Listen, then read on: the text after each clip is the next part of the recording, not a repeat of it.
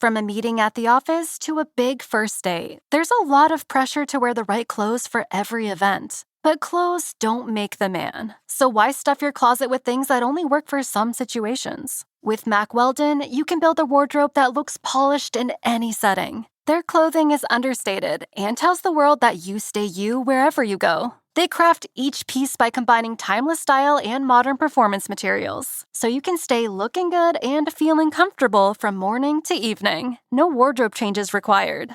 Browse everything from summer-ready tech linen shorts and anti-odor polos to tailored sweats and cruise for a night in. They can outfit you for anything, no matter what's on your agenda for the day. Go to MackWeldon.com and get 25% off your first order of $125 or more with promo code MACK25. That's MackWeldon.com, promo code MACK25. Welcome back to our deep dive.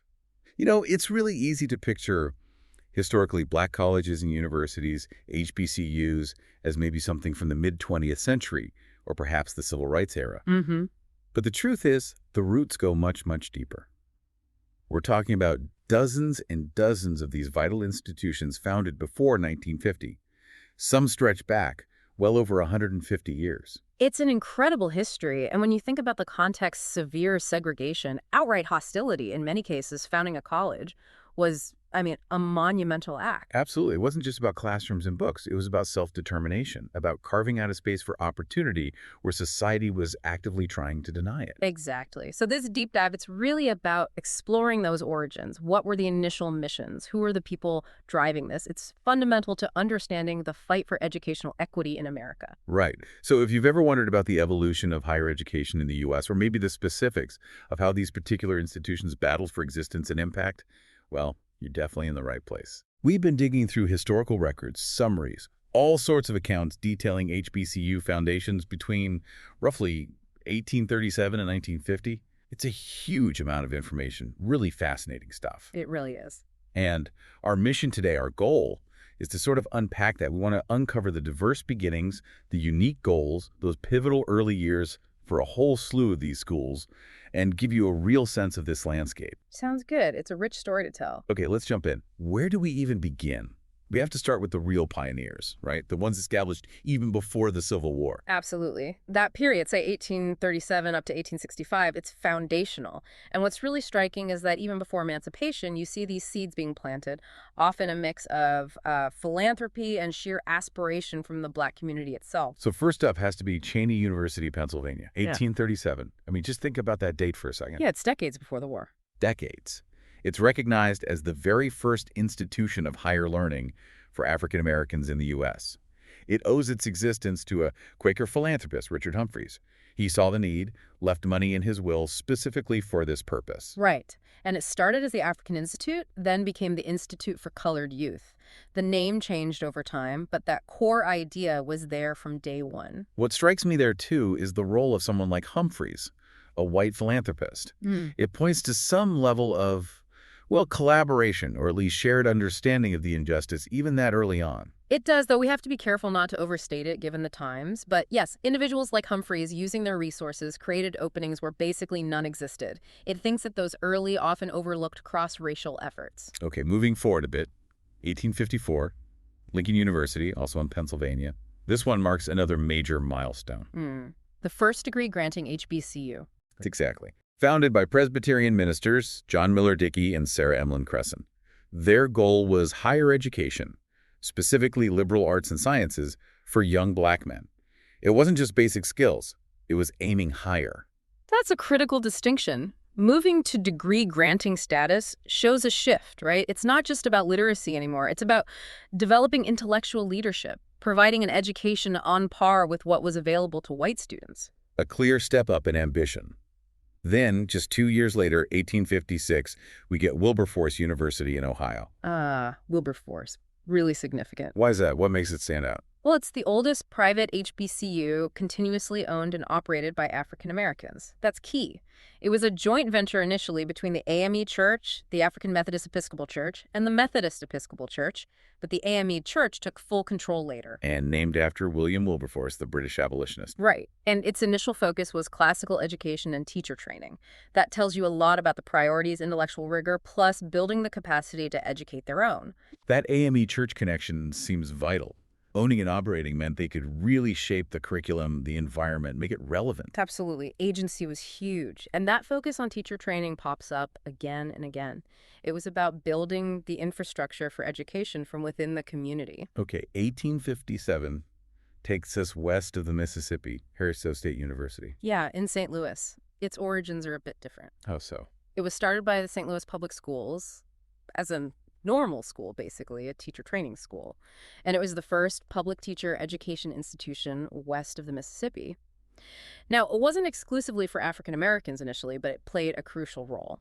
So a public entity involved early on. That's interesting. It suggests some recognition, at least in St. Louis, of the need for trained teachers across the board. It does, and it shows this push for educational infrastructure wasn't just an East Coast thing. The question, of course, is how accessible it truly was for Black educators at the very start. Right. Then we get to the Civil War years. 1862, the beginnings of Lemoyne-Owen College in Memphis. Yes, started as Lincoln Chapel, an elementary school initially. Founded by the American Missionary Association, the AMA, their goal was pretty direct: educate freedmen and runaway slaves during the war. The AMA was incredibly active in the South, especially during and right after the war. They established hundreds of schools. For Lemoyne-Owen, starting as an elementary school and evolving into higher ed shows that trajectory of meeting immediate needs and then building upwards. You can really see the direct link there. Yeah. The fight for freedom and then immediately the pursuit of education. It was fundamental. Knowledge was power, literally. Okay, so that takes us to 1865, the end of the Civil War. And suddenly, boom, a huge surge in the founding of HBCUs. Why then? What changed so dramatically? Well, emancipation is the obvious answer. Millions of people were newly free, and the thirst for education was overwhelming. After generations of being denied learning, it was seen as absolutely essential for, well, everything: self-determination, economic survival, participating in civic life. It was a powerful expression of freedom. Makes perfect sense. So who's leading this 1865 wave? Let's start with Bowie State University in Maryland. It's the state's oldest HBCU, and actually one of the 10 oldest in the whole country. And how did it start? As the Baltimore Normal School, again, that focus on teacher training, you see the pattern. Maryland needed Black teachers for its Black schools, and Bowie State stepped into that role right away. That teacher training focus. Mm-hmm. Why was it so consistently prioritized? Several reasons, really. One, the sheer numerical need for teachers in Black communities was enormous. Two, teaching was often one of the very few professional paths open to educated African Americans at the time. And maybe most importantly, training their own teachers meant communities could ensure education was culturally relevant, fostering pride, not just academics. Control over the narrative, in a way. Absolutely. Also in 1865, we have the roots of Clark Atlanta University. Now, the university itself formed from a merger later on, but the parent institution started here. Right. Atlanta University and Clark College, both trace back to 1865. And Atlanta University is particularly notable, isn't it? Yes, it was the first HBCU to award graduate degrees to African Americans. That's significant.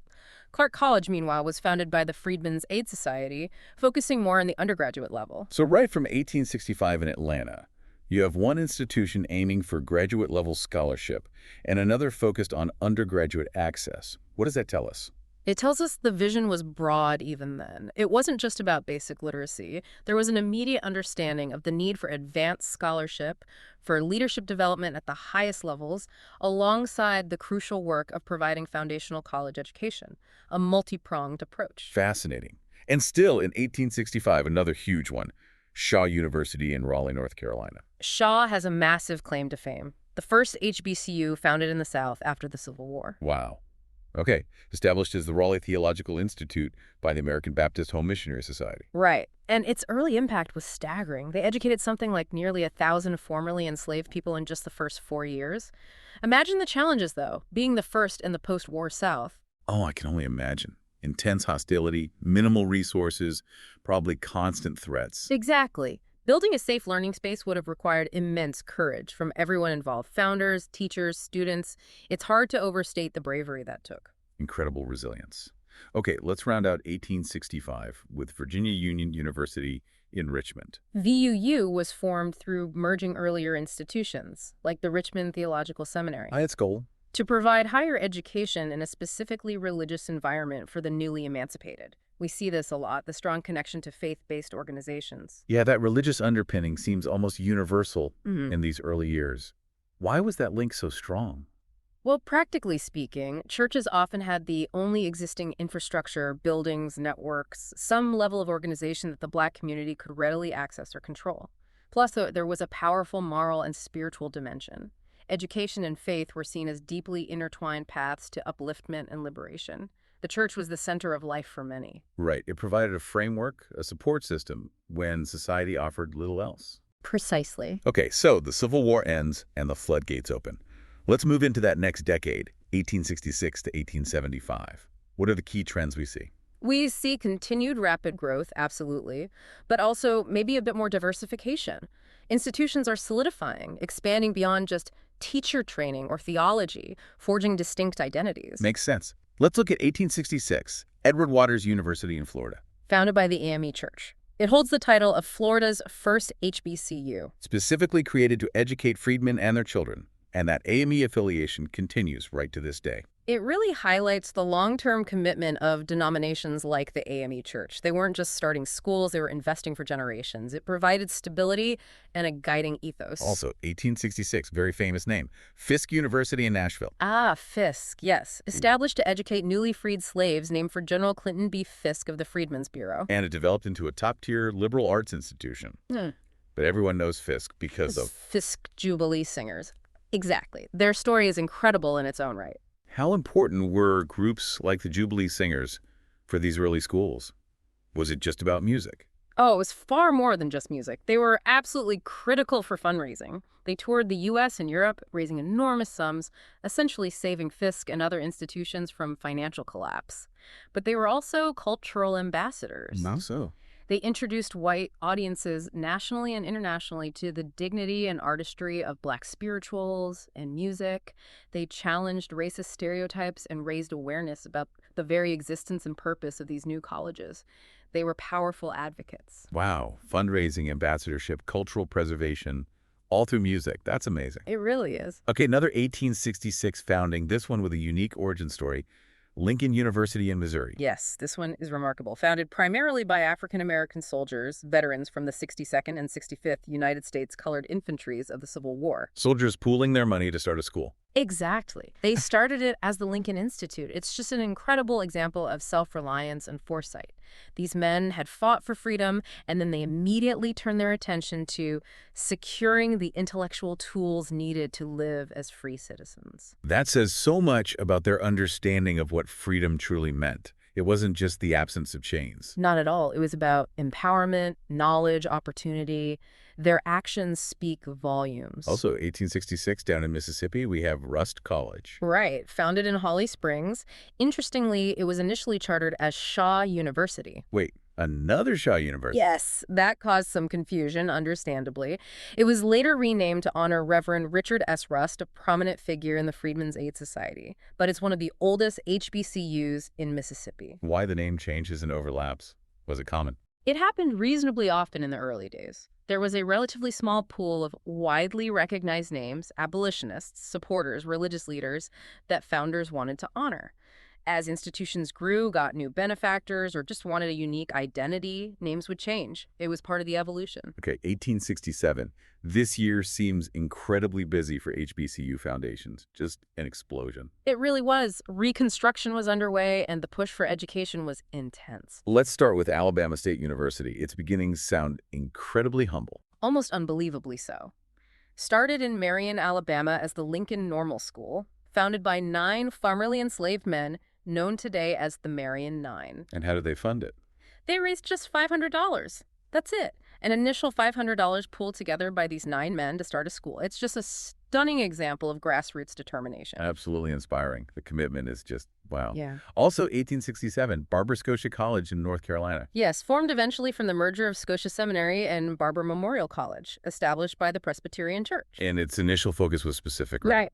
Yes, initially it was focused on educating African American women, training women teachers, leaders for the community. It only became coeducational much later. So the Presbyterians saw educating women as a priority early on. What does that suggest? It suggests they recognized the absolutely crucial role women played in families, churches, community uplift. Educating women was seen as key to elevating the entire race. These women's seminaries offered opportunities that were desperately needed in a society that severely restricted options for Black women. Right. Fayetteville State University, also 1867, North Carolina again. Started as the Howard School, like many others, it eventually became a state-supported teacher training institution. That shift to state support, what drove that? Was it purely altruistic? Rarely purely altruistic. It was often a mix of factors. Growing political pressure from Black communities, a recognition by the state of the need for Black teachers, even in a segregated system, and sometimes federal incentives tied to education funding. But the funding was almost always unequal. State support for Black schools lagged far behind white institutions. It was a step, but often a small and grudging one. The separate but equal fallacy in action. Precisely. Okay. We absolutely cannot talk about 1867 without mentioning the giant. Howard University in Washington, D.C. No, you certainly cannot. Howard is unique. Founded directly by an act of the U.S. Congress, named for General Oliver O. Howard, head of the Freedmen's Bureau. That federal involvement is huge. It signaled, at least initially, a national-level commitment or acknowledgement of the need for higher education for African Americans. Its location in D.C. also gave it immediate prominence. And its mission was broad from the start. Liberal arts, sciences, professional schools later on. It aimed high. It really did, and it quickly became a hub for Black intellectuals and a leader in research and civil rights advocacy. Its impact is just immense. Okay, still in 1867, Johnson C. Smith University in Charlotte, North Carolina. Another Presbyterian founding, started as Biddle Memorial Institute. And its initial focus. Primarily educating Black men for the ministry, like we saw with some others. It was later renamed Johnson C. Smith after a major donation from Mrs. Jane Barry Smith in honor of her late husband. That focus on ministry keeps coming up. Why was training ministers so central? Because the minister was often the central figure in the Black community. They weren't just spiritual leaders, they were often community organizers, educators, political advocates, counselors. An educated ministry was seen as essential for guiding the community through incredibly difficult times. Okay, makes sense. And then also 1867, another incredibly well-known name, Morehouse College. Yes, originally founded in Augusta, Georgia as the Augusta Institute. Also focused on theology and education for Black men initially. Correct. It later moved to Atlanta and was renamed in honor of Henry Lyman Morehouse, a key figure in the American Baptist Home Mission Society, which strongly supported the school. Morehouse has this incredible legacy of producing leaders, Dr. King obviously, but so many others in various fields. What do you think is the key to that enduring legacy? That's the million-dollar question, isn't it? I think it's a combination of things. A rigorous academic environment, yes, but also a profound emphasis on character, leadership, service, and frankly, instilling a sense of responsibility to uplift the race. The Morehouse mystique, they call it. It's about fostering excellence and social consciousness in Black men. A powerful combination. Yeah. Okay, still in 1867, Morgan State University in Baltimore. Started as the Centenary Biblical Institute. By the Methodist Episcopal Church, again with that initial goal of training ministers. Yes. It later became Morgan College and then eventually Morgan State University, a public institution. So another example of that transition from private religious founding to state university status. What are the trade-offs there? Well, the big advantage of becoming public is usually more stable funding from the state, potentially lower tuition, making it more accessible. The potential downside can be less autonomy, more state bureaucracy, maybe political pressures that could dilute its specific mission or focus on the Black community. It's often a complex calculation for these institutions. I can see that. Also 1867, St. Augustine's University in Raleigh. Founded by the Episcopal Church. Their stated mission was very direct: educate freed slaves. Simple as that. Another example of sustained commitment from a religious denomination. Absolutely. These church affiliations provided not just money, but a moral compass and a supportive community structure. And one more for 1867, Talladega College in Alabama. Talladega has a powerful founding story, too. Established by two former slaves, William Savory and Thomas Tarrant, with support from the American Missionary Association. Founded by formerly enslaved men themselves. Yes, it's Alabama's oldest private HBCU. That act of formerly enslaved individuals founding a college. It just speaks volumes about their belief in education as the path forward. It's profoundly moving. Truly. Okay, let's move into 1868, Hampton University in Virginia. Known initially as Hampton Normal and Agricultural Institute. Founded by General Samuel Chapman Armstrong. And the name suggests its focus. Exactly. A dual focus on teacher, normal training, and practical vocational skills, agriculture, trades. This reflected Armstrong's particular educational philosophy, often called the Hampton model. Why that emphasis on vocational training alongside academics? Was that common? It was a significant model, yes, though sometimes controversial. The idea was practical skills were essential for economic self-sufficiency for newly freed people. Agriculture and trades offered immediate pathways to earning a living. The debate was sometimes whether this emphasis came at the expense of a more rigorous liberal arts education. Ah, the Booker T. Washington versus W.E.B. Du Bois debate in miniature almost. In some ways, yes. It reflected different philosophies on the best path to racial upliftment. Okay, 1869, Claflin University in South Carolina. Founded by Methodist missionaries. Claflin has a really interesting distinction. What's that? It was the first university in South Carolina that was open to all students, regardless of race or gender, right from its founding. Wow, in 1869, South Carolina. That's incredibly progressive and frankly brave. Extremely brave. It must have faced enormous pressure. But it set a standard, even if it was difficult to maintain in practice later on as Jim Crow laws tightened. It was a statement. A powerful statement. Also, 1869, the roots of Dillard University in New Orleans. Yes, like Clark Atlanta, Dillard formed later from a merger. The predecessor institutions, Straight University and New Orleans University, both got their start around 1869, both with strong church affiliations. Why merge later on? What's the typical driver? Often it's about consolidating resources, strengthening academic programs, maybe achieving greater financial stability. By combining forces, they could potentially create a stronger, more comprehensive institution for the Black community in New Orleans. Makes sense. Okay, 1870, Allen University in Columbia, South Carolina. Another AME church founding, named after Bishop Richard Allen himself, the founder of the AME Church. That naming convention really anchors it in that specific tradition. Absolutely. It connects the university directly to the origins of the AME Church and its long fight for Black autonomy and uplift. It's highly symbolic. Also 1870, right there in Columbia, South Carolina as well, Benedict College. Founded by Northern Baptists, specifically Bathsheba A. Benedict, who provided the initial funding. Its purpose was clearly stated: to educate freedmen. So we see Northern Baptists, Methodists, Presbyterians, the AMA, Quakers. Why were these Northern religious groups so invested in Southern Black education? Many felt a strong moral and religious obligation after the Civil War. It was tied to abolitionist sentiments, a belief in the equality of souls, and a desire to help the formerly enslaved transition to freedom. They saw education as absolutely vital for spiritual, economic, and social progress. They had resources and organizational capacity that were desperately needed. Okay. 1871 takes us to Alcorn State University in Mississippi. This one's a landmark. Huge landmark. Alcorn was the first Black land-grant college in the United States. The first one. Established under the Morrill Land Grant Acts, named after the Mississippi governor at the time, James L. Alcorn. What did being a land-grant institution mean practically? It meant access to federal land and funding, specifically directed towards teaching agriculture, mechanical arts, engineering, and military science, alongside other studies.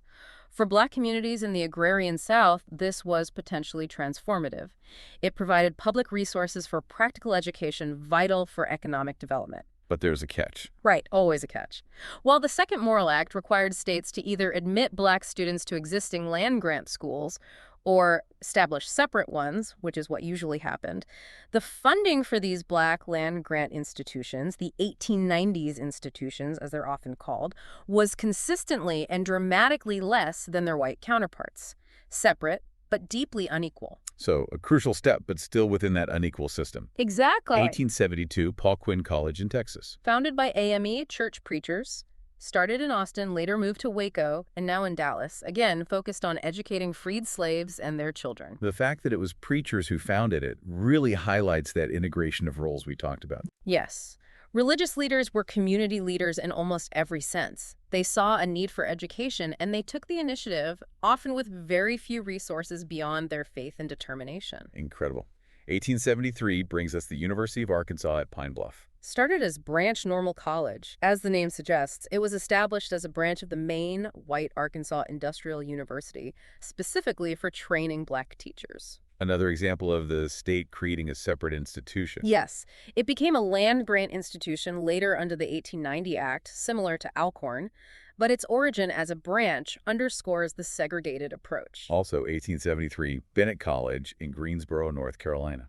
Bennett has an interesting history. It actually started as a coeducational institution. Oh, I know it now as a women's college. Right. It transitioned later in the 1920s to focus exclusively on the education of African American women. It became one of only 2 HBCUs exclusively for women, along with Spelman. Why that shift?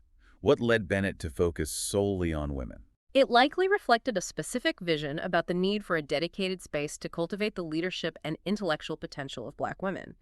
In a society rife with both racism and sexism, creating an environment tailored to their needs, free from the specific dynamics of coeducation at that time, was seen as crucial for empowerment. A space for them to thrive without those additional pressures. Exactly. Okay, rounding out this period, 1875, Alabama A&M University. Founded as the Colored Normal School at Huntsville. And the founder's story is remarkable. Who was it? Dr. William Hooper Council. A former slave himself, he became its first president. Former slave founding what would become a university. Yes. And he successfully lobbied for it to become a land-grant institution as well. His leadership and vision overcoming his own past under slavery is just another testament to the incredible drive behind these schools. Absolutely profound. So as we move past 1875 into the late 19th and early 20th century, say up to 1950, what changes do we see? We see continued founding, though perhaps the pace slows slightly compared to that immediate post-Reconstruction boom. We definitely see more state-supported institutions emerging, often growing out of normal schools or high schools. The land-grant movement continues to shape many HBCUs. And maybe a broadening of focus beyond just theology and teaching. Yes, more emphasis on liberal arts, sciences, and increasingly specific vocational and technical fields beyond the initial agricultural and mechanical focus of the land-grant schools. You also see junior colleges starting to emerge later in this period. So the landscape keeps evolving. Let's touch on some examples from this later era. We won't hit every single one. There's so many, but some key developments. Okay. For instance, 1876, Prairie View A&M University in Texas. Another crucial land-grant institution established specifically for African Americans. 1877, Jackson State University in Mississippi, starting as Natchez Seminary, founded by the American Baptist Home Mission Society. Again, that Baptist support. Right. It moved to Jackson later and evolved into a state university. 1879, Livingston College in North Carolina, founded by the AME Zion Church. Another major black denomination stepping up. And Payne College in Augusta, Georgia, 1882. Interesting because it was intentionally founded as an interracial effort between Southern white Methodists and the Colored Methodist Episcopal Church, later CME. An explicit attempt at collaboration. How common was that? Less common than institutions founded solely by black denominations or northern white groups, especially in the Deep South by the 1880s. Payne's founding is quite noteworthy for that reason. Okay, 1880s. Spelman College, 1881. We mentioned Bennett earlier. Spelman is the other historically black college for women. Yes, started as Atlanta Baptist Female Seminary, received crucial early funding from the Rockefeller family, hence the renaming to honor Laura Spelman Rockefeller. Like Bennett, it focused on providing rigorous academic and leadership training for black women. And Tuskegee University, 1881 in Alabama, founded by Booker T. Washington. Tuskegee is hugely significant, embodying Washington's philosophy of industrial education, self-help, and vocational training as the primary path to black advancement, very much in the Hampton model tradition, but arguably even more influential under Washington's leadership. That emphasis on industrial education was central there. Absolutely. Agriculture, trades, domestic science, practical skills for economic independence. Then you have schools like Kentucky State University, 1886, Virginia State University, 1882, Florida A&M University, 1887, all starting around this time, often as normal or agricultural mechanical schools, frequently with state support and land grant status. Exactly. The state role becomes more prominent, especially with the requirements of the Second Morrill Act in 1890, pushing for the creation of these separate land grant institutions if states wouldn't integrate. And into the 1890s, schools like North Carolina A&T State University, 1891, Delaware State University, 1891, South Carolina State University, 1896, Savannah State University, 1890, West Virginia State University, 1891. A lot of state-supported, often land-grant institutions founded in this decade.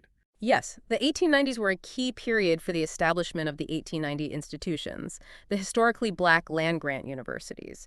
It really solidified that parallel system of higher education in many southern and border states. Moving into the early 20th century, say 1900 to 1950, we still see foundings like Elizabeth City State University, 1891, but developing significantly later, Grambling State University, 1901, starting as a private industrial school, North Carolina Central University, 1910, founded by James E. Shepard as a private institution initially, Tennessee State University, 1912, state-funded normal school.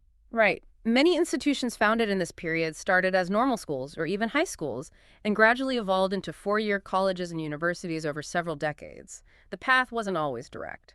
And you also start seeing some junior colleges emerge that later gain HBCU status, focusing often on vocational or technical training, like Coahoma Community College, 1949, or Gadsden State Community College's Valley Street campus, 1935 origin. Exactly. The landscape becomes more diverse, with different types of institutions serving different needs within the community, from two-year technical programs up to graduate and professional schools at the larger universities. It's just an incredible sweep of history. Nearly 115 years from 1837 to 1950, just packed with the creation of these institutions against incredible odds. It really is. When you lay it out like that, the scale of the effort is breathtaking. So looking back over this whole deep dive, all these foundings, these stories, what are the big takeaways for you? What really stands out? I think first, the sheer resilience and the unwavering belief in education within the Black community itself.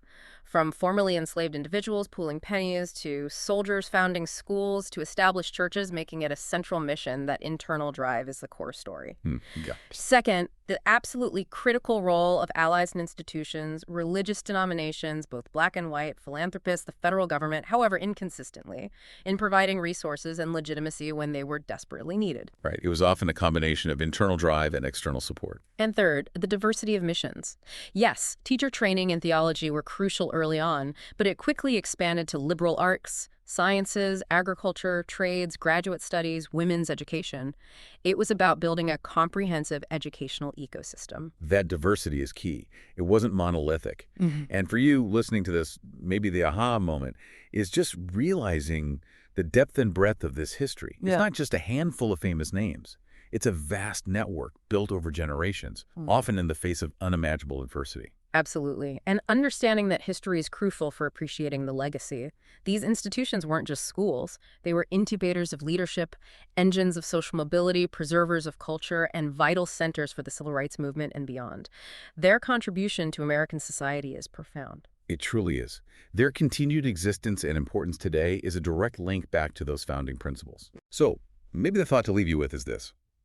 Considering these origins, born from struggle but fueled by an incredible vision for a better future through education, what does the continuing story of HBCUs tell us about the enduring power of knowledge and the ongoing work needed to achieve true equity in our society today?